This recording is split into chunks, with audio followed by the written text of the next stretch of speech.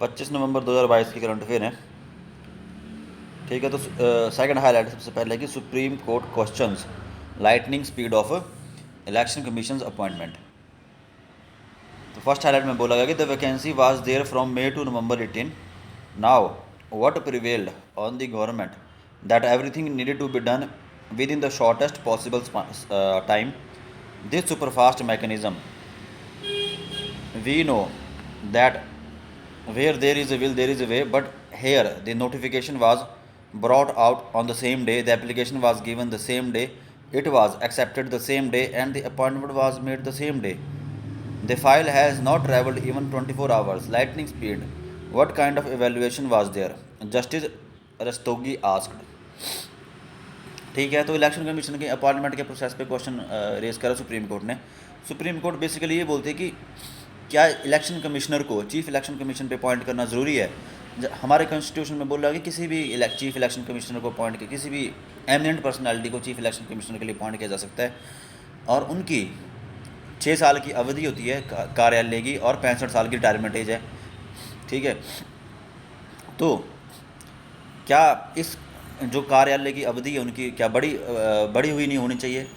ठीक है, अगर इलेक्शन कमीशन को अगर 64-65 साल की उम्र में अपॉइंट करेंगे as a chief election commissioner, तो जैसे हमें पता है कि चीफ इलेक्शन कमिश्नर को जो है रिमूव करना, इम्पीच करना बहुत ही मुश्किल है।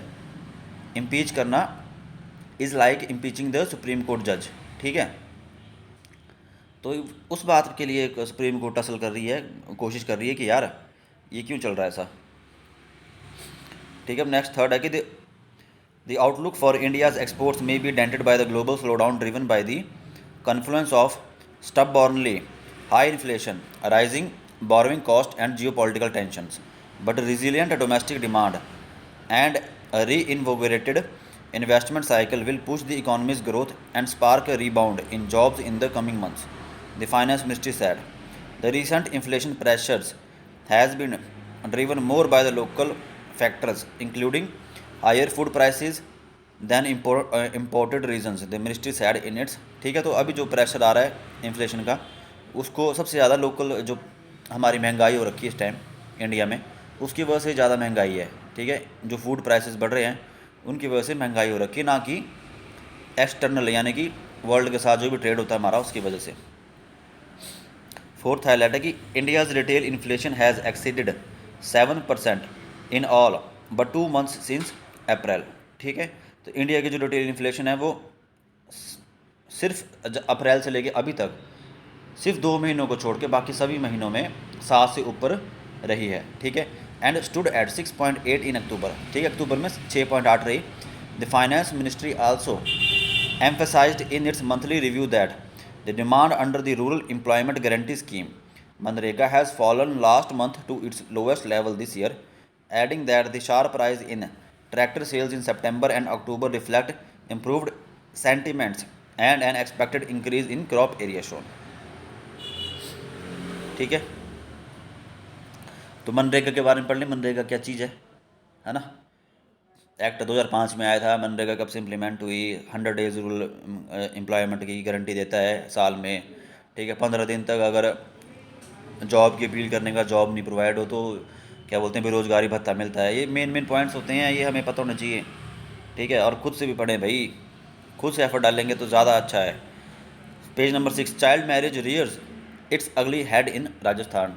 मतलब कि पेज नंबर 6 पे यार चाइल्ड मैरिज अभी भी प्रेवलेंट है इंडिया में। ठीक है, उससे रिलेटेड बहुत बड़ा आर्टिकल है। मैंने एग्जामिनेशन पॉइंट ऑफ व्यू से, प्रीलिम्स और मेंस के पॉइंट ऑफ व्यू से जो इंपॉर्टेंट पॉइंट्स लगे मुझे, ठीक है, वहाँ पे स्टोरी फॉर्म स्टार्ट किया हुआ है। अगर आप पहले 1-2 पैराग्राफ देखेंगे तो मतलब एक जैसे एक ऐसे को स्टार्ट कैसे किया जा सकता है। ठीक है, एक एग्जांपल सेट होता है कि हाँ भाई हम ऐसे को ऐसे स्टार्ट कर सकते हैं कि एक कैरेक्टर दे दिया मिस ए। ठीक है, उनके बारे में बता दिया कि वो स्कूल में जाती थी लेकिन कोविड हिट आया, उनकी फैमिली को प्रॉब्लम हुई तो फैमिली ने प्रॉपर क्या बोलते हैं लिखित करके अपने बेटे को गिरवी रखा है। कुछ भी मतलब ऐसे केसेस आ रहे हैं देखने में जो है, वो आर्टिकल में बेसिकली बताया गया। तो बोला कि child marriage rears it's ugly head in Rajasthan. Government data show that the state has witnessed 1216 child marriages since 2018-19। Though the country has seen a steady decline in the prevalence of the practice from 47.4% in 2005 से 23.3% in 2021। ठीक है, तो the United Nations Population Fund UNFPA has warned that the pandemic induced मतलब कोविड-19 pandemic economic hardship could roll back the gains made so far. ठीक है, तो UNFPA report क्या बोलती कि 2005 में क्या था ना, 47.7% चाइल्ड मैरिजेस होती थी राजस्थान में, जो कि घट करके 23.3% रह गई 2021 में। लेकिन जो कोरोना का पैंडेमिक आया उसकी वजह से कहीं ऐसा ना हो कि हमने जो अभी रिडक्शन गेन करी है वो लूज़ हो जाए, 23.3 तक पहुँचे, कहीं ऐसा ना हो कि वो बढ़ के 30 हो जाए, 33 हो जाए। ठीक है, और यहाँ पे UNFPA के बारे में पढ़ना बहुत ज़रूरी है प्रीलिम्स के पॉइंट ऑफ व्यू से ठीक है, मेंस के पॉइंट ऑफ व्यू से पढ़ने की जरूरत नहीं है, प्रीलिम्स के पॉइंट ऑफ व्यू से। और UNFPA मेन कौन कौन सी रिपोर्ट्स जारी करती है और UNFPA कब बना, क्या उसका मतलब कि जो अबाउट पेज होता है उसको पढ़ ले please.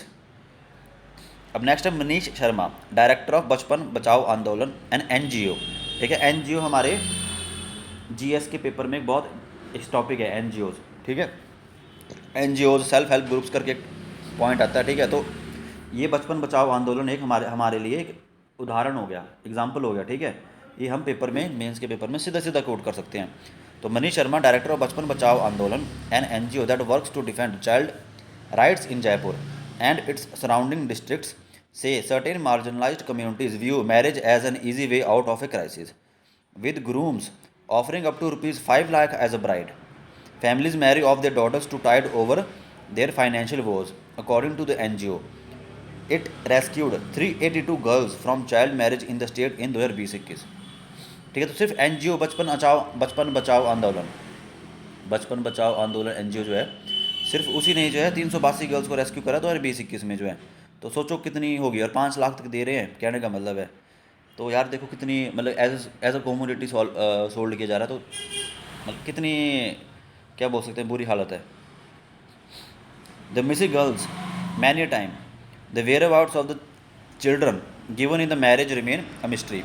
Last month the National Commission for Women and the National Commission for Protection of Child Rights launched a probe into child trafficking and prostitution in rural Rajasthan.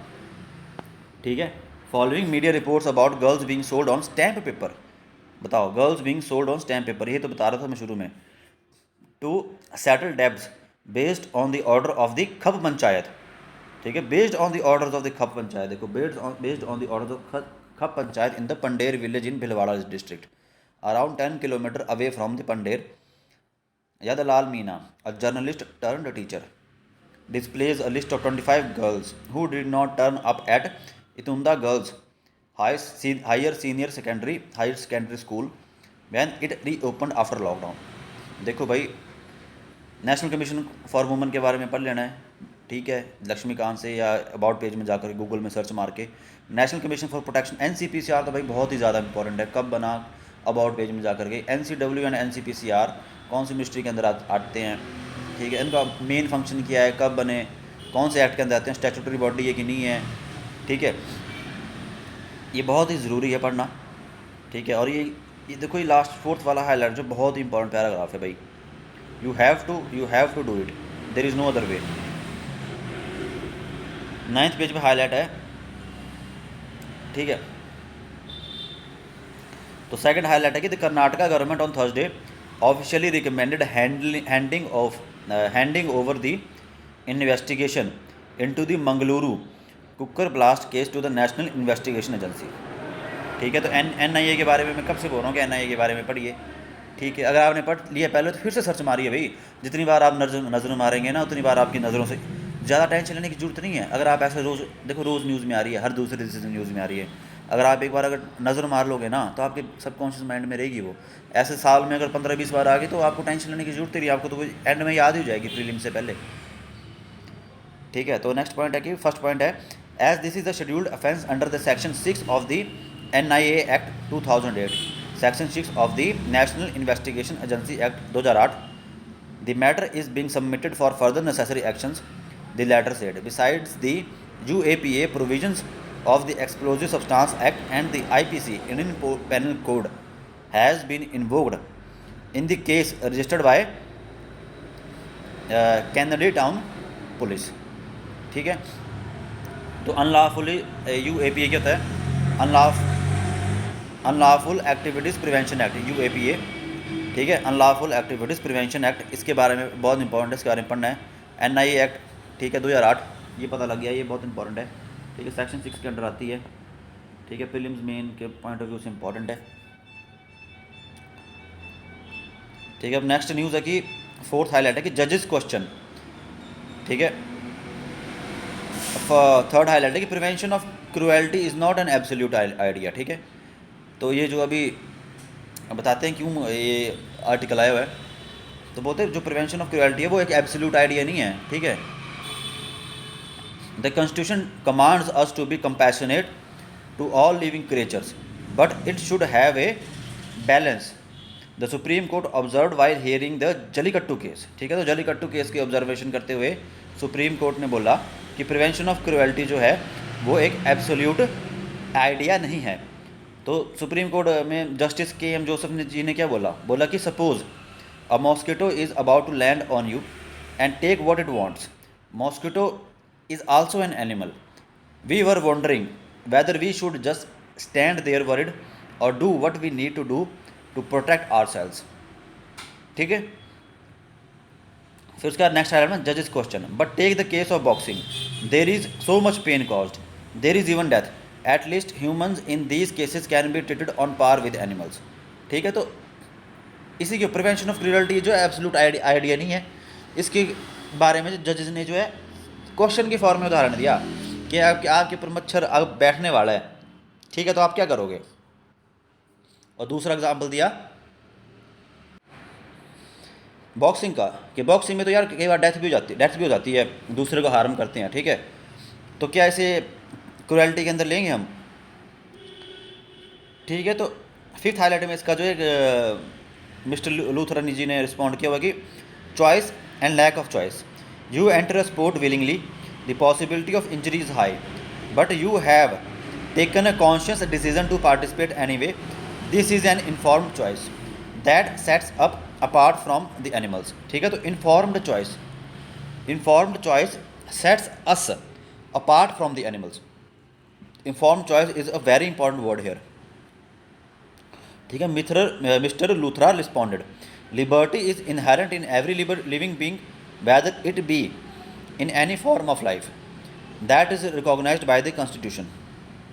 ठीक है, लिबर्टी को जो है कॉन्स्टिट्यूशन ने रिकॉग्नाइज करा है। ठीक है, लिबर्टी इक्वालिटी फ्रेटर्निटी हमारे प्रेम्बल में भी है। ठीक है, तो प्रेम्बल पढ़ लें एक बार। ठीक है, और लिबर्टी के बारे में पढ़ लें। ठीक है, जो प्रेम्बल वाला चैप्टर है, शुरू के चैप्टर्स में ये लक्ष्मीकांत में लिबर्टी एक्सप्लेन किया होगा, उतना पढ़ लें, बाकी चाहे ना पढ़ें। ठीक है, कंसेप्चुअल क्लैरिटी होगी। इस लिबर्टी वाले पैराग्राफ को 4-5 बार 10 बार पढ़ लें, रीडिंग मार लें, कुछ नहीं होता, रिलैक्स होकर मारें, सब ठीक हो जाएगा। 10th नंबर पे जो बोला कि Meghalaya carved out of Assam as an autonomous region in 1970 became full fledged state in 1972। In March में आसाम और Meghalaya resolve the boundary dispute at 6 out of the total 12 such locations along their 894.9 kilometre boundary and the next round of talks was to take place soon. The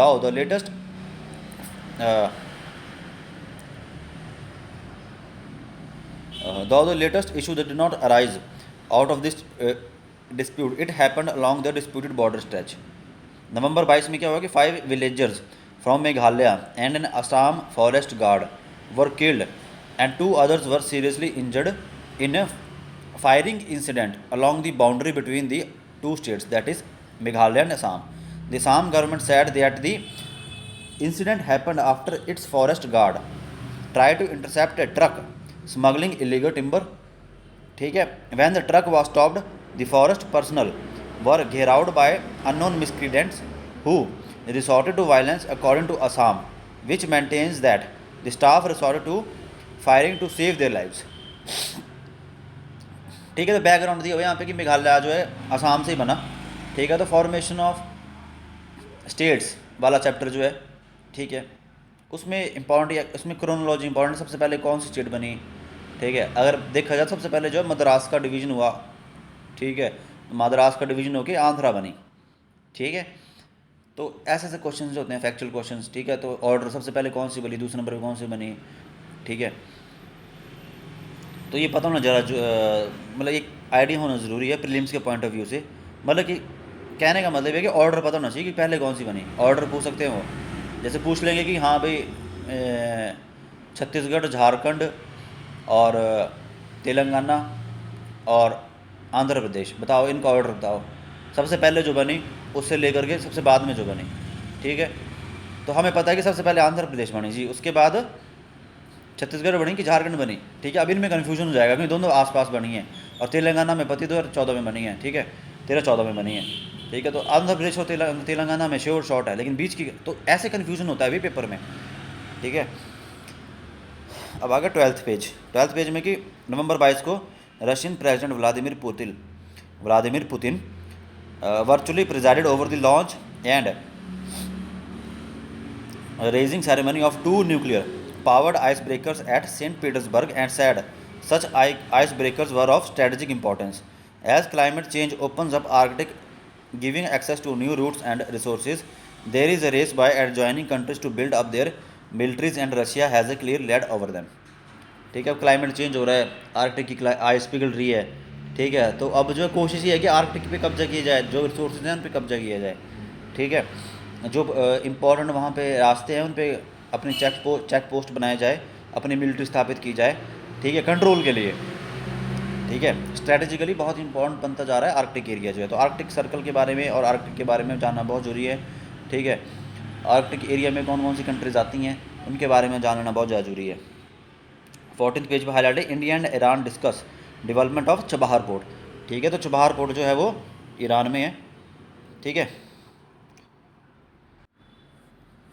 Chabahar port Iran में है, तो Iran में जो बना है तो इंडिया ने बनाया है, ठीक है। साथ में आप दुकुम पोर्ट भी देख लेंगे, स्टेट ऑफ हॉर्मुज भी देख लेंगे, साथ में लगती है। ग्वादर पोर्ट पाकिस्तान का कितनी कहाँ पे है, ठीक है। चबहार पोर्ट बनाया है, तो नॉर्थ साउथ कॉरिडोर कैसे जाएगी अफगानिस्तान तक, कैसे रूट बनेगा, ठीक है, क्या स्ट्रेटजिक इंपॉर्टेंस है, ठीक है। अरेबियन सी में आती है।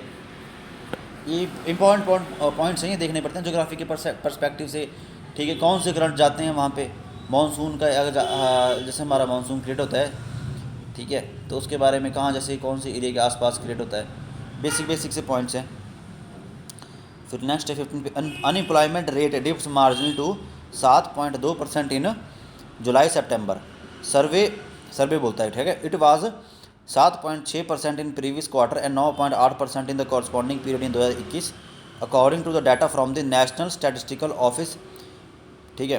Labour force participation rises to 97.9% from 46.9%, ठीक है। तो NSO के बारे में पढ़ना भी बहुत ज़्यादा जरूरी है। अबाउट पेज में NSO किसके अंदर आती है, मॉस्पी के अंदर आती है, ministry of statistic and programme implementation के अंदर आती है, किसके अंदर आती है, ठीक है। तो ये चीज़ें पढ़ना बहुत ज़्यादा जरूरी है। हम लास्ट है कि millets in the mainstream, how Odisha's Kutia Kondh tribe rediscovered a palate for the poor man's food, ठीक है। तो मिलेट्स के बारे में बात किया गया है। और उड़ीसा में ये, अब सॉरी फॉर अगर मैंने गलत प्रोनाउंस करा हो, तो कोटिया खूंड ट्राइब, ठीक है, उड़ीसा में मिलती है, ठीक है। तो ट्राइबल प्रीलिम्स में फैक्चुअल हिसाब से बहुत इंपॉर्टेंट है, मेंस में भी इसको यूज़ कर सकते हो अगर ट्राइबल वल्नरेबल सेक्शंस वाला एरिया आएगा तो, ठीक है। पढ़ते रहो कंसिस्टेंटली, कछुए की तरह। कछुए की चाल चलने का मतलब है स्लो नहीं चलना, कंसिस्टेंट चलना, ठीक है, लगातार चलना, निरंतर चलना, एवरीडे चलना, ठीक है। खरगोश की चाल चलने का मतलब है कि खरगोश कभी यहाँ पे उठ रहा है, लेफ्ट साइड को जा रहा है, कभी राइट साइड को जा रहा है उछलता हुआ, ठीक है, कभी तेज़ दौड़ रहा है, कभी रुक जा रहा है, वो इनकंसिस्टेंट चाल हुई। तो खरगोश की इनकंसिस्टेंट चाल होती है, इनकंसिस्टेंट चाल नहीं पकड़नी है। अगर आप 5 घंटे पढ़ रहे हो, पहली बात तो घंटों में देखना नहीं है, टारगेट्स कंप्लीट करने हैं हमने, ठीक है। और अभी तो आप जो मेरे हिसाब से 5 से 6 घंटे दे सकते हो। 9 से अगर मॉर्निंग में अगर आप 9 से 12 दोगे या 10 से 1 भी दोगे, लंच लुंच करा, चिल मारा, ठीक है, फिर 2 से 5 दे दिया, 5 बजे का कुछ नहीं करा, रिलैक्स करा, घूमने चले गए, 6 घंटे तो वैसे ही हो गए यार। आप हफ्ता भर 10 दिन करोगे ना ऐसे, तो उसके आपको लगेगा अरे 6 घंटे मैं क्या कर रहा हूँ, मजाक कर रहा हूँ। फिर आप मॉर्निंग में 1 घंटा दोगे उठ के जो है, फिर उसके बाद 3 घंटे आप वही रखोगे, फिर आप दोपहर के बाद चलो 1 घंटा और दे दोगे, यार लंच करके मैं थोड़ा सा 1 घंटा मार लेता हूँ रेस्ट करके, एक मान लो 1 घंटा सो भी गए, 2 बजे लंच करा, 2 बजे लंच करके जो चलो थोड़ा बहुत घूम फिर के 3 बजे सो गए, 3 से 4 सो गए, ठीक है, 4 से 8 पढ़ लिए, ठीक है, तो अपने आप सेट हो जाएगा। पहले जहाँ पे आपका मैक्सिमम 5-6 घंटे का है ना, उस पर कंसिस्टेंटी करो, कंसिस्टेंसी रेज करो, फिर आपकी बॉडी बॉडी 10 दिन बाद अपना बोलेगी बॉडी रिमाइंड यार कि 6 घंटे में मज़ा नहीं आ रहा, 7 घंटे करके देखता हूँ। और 6 घंटे से ना, सच्ची बात बोलूँ, 1 घंटे से 7 घंटे करना बहुत मुश्किल है। अगर आप 6 घंटे से 7 घंटे करो, 1 घंटा इंक्रीज़ करोगे तो आपके लिए बहुत कंफर्टेबल है। या तो आप मॉर्निंग की शिफ्ट में आधा घंटा इंक्रीज़ कर दोगे, और फिर इवनिंग की शिफ्ट में आधा घंटा कर दोगे, तो 1 घंटा तो वैसे इंक्रीज़ हो गया है ना। तो ऐसे धीरे धीरे करके गेम बन जाएगी। आज के लिए इतना ही, थैंक यू।